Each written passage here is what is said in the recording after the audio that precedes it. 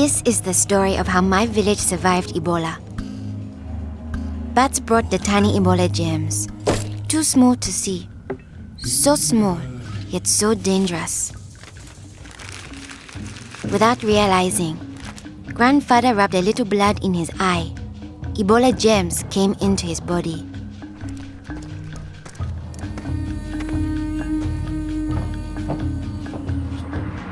Days went by. Then grandfather got a terrible fever and weakness. We thought it was malaria, but he was soon much worse. He had vomiting and diarrhea. His fever got even higher. I ran to get the nurse.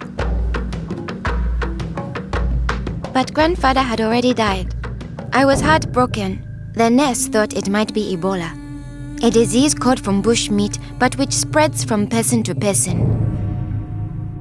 Others in our region had already died of this new disease. Unless we understood the disease and followed their rules, it could spread further and kill many more people. She explained that Ebola was in the body fluids of someone who was sick or had died of Ebola. Their sweat, tears, mucus, saliva, vomit, diarrhea, urine, breast milk, sexual fluids, and blood. When we touch a sick person's body fluids, the Ebola germs can get into small breaks in our skin or into our eyes, nose, or mouth. The Ebola germs spread into our body and make us sick. When somebody dies of Ebola, that body is much more contagious. No one should ever touch the dead body.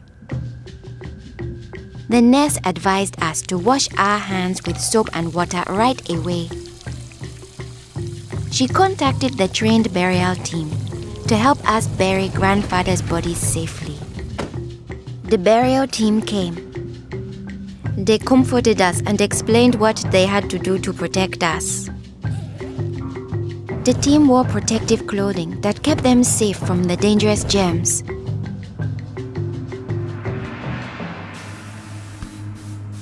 They sprayed grandfather's room and his body with chlorine to destroy the Ebola germs. They put his body safely away in a bag.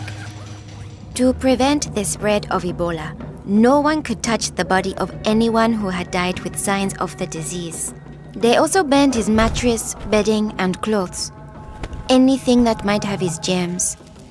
All these actions made us safer. It was too great a risk to follow all our traditions, but we still honored grandfather in the time of Ebola. Our chief gathered all the villagers together after grandfather's death. He explained that it's natural for us to fear Ebola, but if we trust in our health workers and follow their rules, we could stop the disease. The nurse explained to us, when a person has symptoms such as fever, don't touch them. Get them to the treatment center right away. They will have the best chance of surviving and they won't spread Ebola. She advised us to wash our hands with soap and water many times a day. The whole village agreed to follow these rules. Since we all had close contact with grandfather, we were at risk of getting Ebola. We had to stay home.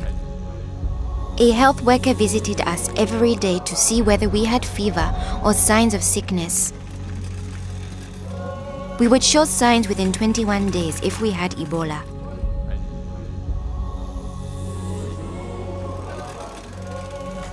Many days passed, and I thought we would all stay healthy.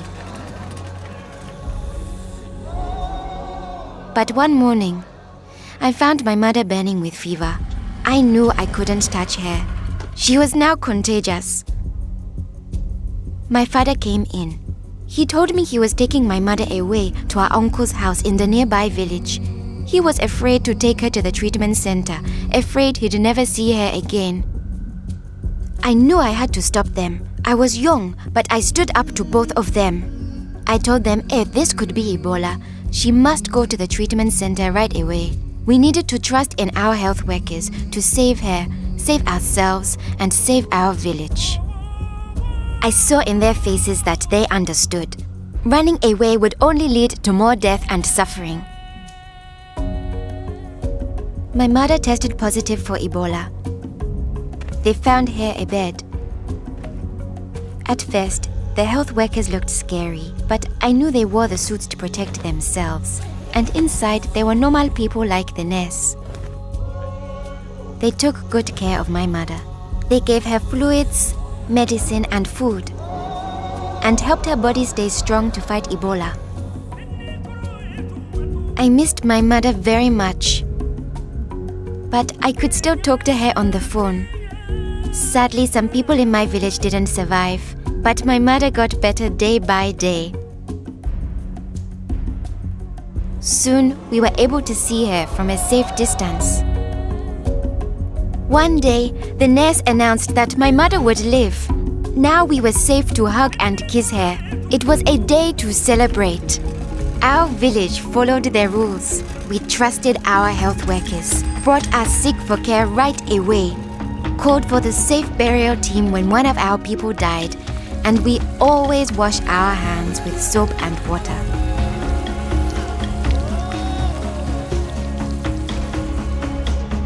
Our village survived Ebola. Yours can too.